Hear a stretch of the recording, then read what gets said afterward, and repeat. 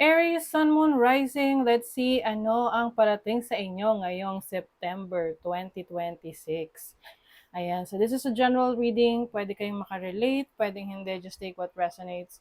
Another reminder, I will not message you or follow you para mag-offer ng services. So mag-ingat kayo sa mga fake accounts and scammers. Kung gusto niyo ng private reading, just go to my website, mysticqueenph.com, or you can book directly sa aking calendar, link on the description and comment section. Okay, so let's see, Aries. Ano ang energies ng September sa inyo? Diba? Burr months na. Simula na ng Burr months. What's the energy for Aries? September. Wow, may adventure. I think you are breaking free. Ayan, no? You will go on an adventure.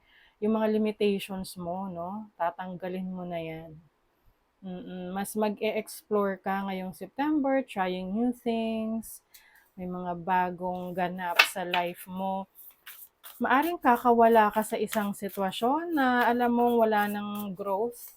Can be a relationship, can be a situation, or trabaho, business na you feel like it's no longer serving you. Wow, you will focus on your pleasure, what makes you happy. Susundin mo na yung puso mo. It's like wala ka nang pakialam kung ano sasabihin ng iba. Basta para sa'yo, gusto mong mas mahalin yung sarili mo, bigyan ng atensyon yung sarili mo. You are embracing yourself. Wow, speaking of self, you are aligning to your higher self. You are connecting to your higher self. It's a major decision that you will take ngayong September. So this can be a major decision for you, lalo na if you are breaking free from a situation, no? Na maaring matagal ka nang nandyan, you feel stuck, and this time, you are ready. You are ready to explore. Sabi nga kung kailangan mong may magbago sa buhay mo, kailangan mong magdesisyon. Kung kailan mo to gagawin, kung ready ka na, you just need to decide. Okay, let's see. This is your overall energy. Possible challenge, opportunity, and then your blessing. Oh, diba? Ace of Wands as your blessing. Now, this is your overall energy. Palaban ang energy ninyo, Aries. Yung bang ayaw niya na may mga balakid sa harapan nyo. Paglalaban nyo ang sarili nyo ngayon. It's time to fight for yourself, for what you really want, for what you really believe in. Let us clarify, ano tong Knight of Swords? What is the Knight of Swords for Aries? King of Cups. Wow. So this can be mga energy ng tao sa buhay mo or your energy as someone na meron kang compassion, love, and care for yourself. And at the same time, hindi mo rin naman hahayaan na ikaw ay i-take advantage ng ibang tao, ipagtatanggol mo yung sarili mo. And then your challenge is the Three of Cups.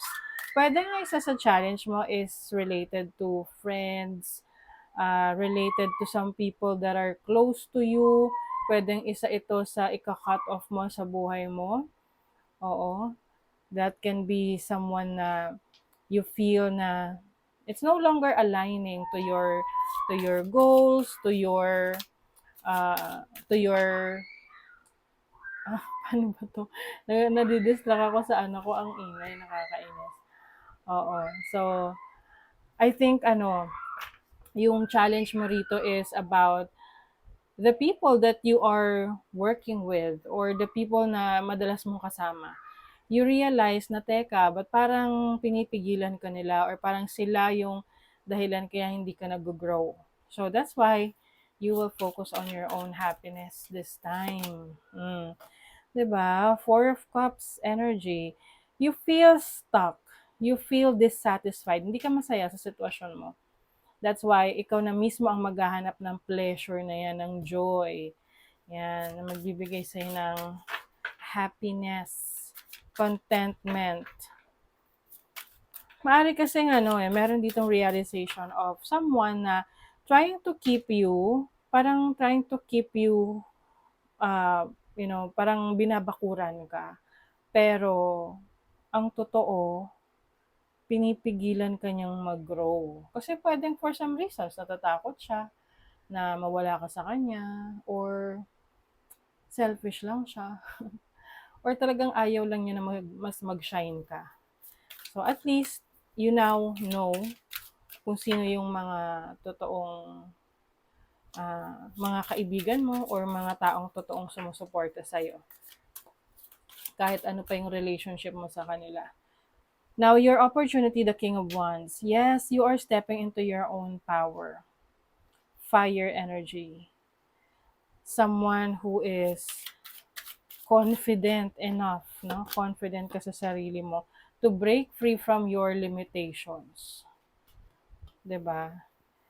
Maaring for the longest time, people are telling you na you're not good enough. But this time, ngayong September, you will not be sorry. Hindi ka magiging, ano tawag doon? Sinasabi nila na ikaw ka magiging proud ka sa sarili mo. Unapologetic, oh.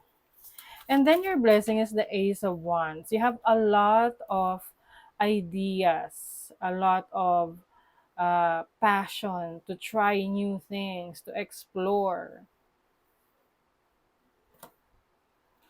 So, maaring may new beginnings for you. I also see na mas magiging magnetic yung force mo. Ibig sabihin, mas marami kang ma-attract na friends, connections, opportunities, blessings, di ba? Especially in your work and in your career, maaring meron kang mga ima-master na craft.